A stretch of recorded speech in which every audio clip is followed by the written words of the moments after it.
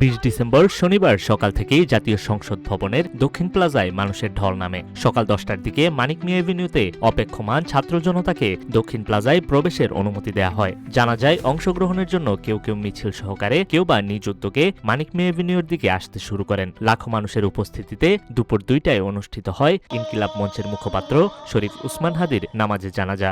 লক্ষ্য করেছেন এত লক্ষ লক্ষ মানুষের ভেতর এই ছোট্ট জায়গাটি কেন খালি ছিল?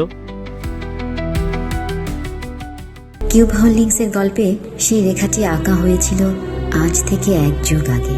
নকশাই আমাদের ভাষা। Cube holdings limited.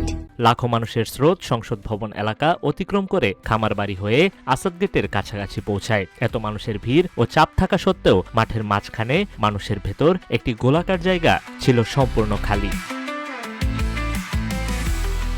অধিকাংশ মানুষের মনে কৌতূহল জেগেছিল, এখানে কি গুরুত্বপূর্ণ কিছু আছে নাকি কোনো ভিআইপি উপস্থিত আছেন। আসলে এখানে কোনো ভিআইপি ছিলেন না, তবে কিছু ফুলের গাছ সুন্দরভাবে বৃত্তাকার করে সাজানো ছিল।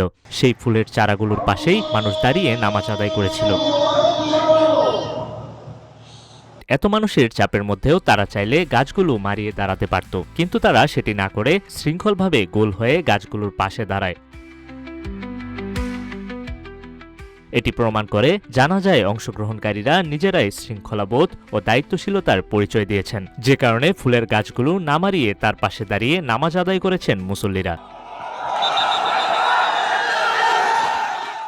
যদিও জানাজা শেষে সংসদ ভবনের দিকে ছুটে যাওয়ার ঘটনা ঘটেছে, এর কারণ কিছু সাধারণ মানুষ জীবনে একবারের জন্য সেখানে ঢোকার সুযোগ পেয়ে শুধু বাইরে থেকে ছবি তুলছিল। তবে তারা সংসদ ভবনের কোনো কিছুর ক্ষতি করেনি, কেউ কোনো কিছুকে স্পর্শও করেননি। শুধু ছবি তোলার জন্যই সেখানে ছুটে গিয়েছিলেন তারা।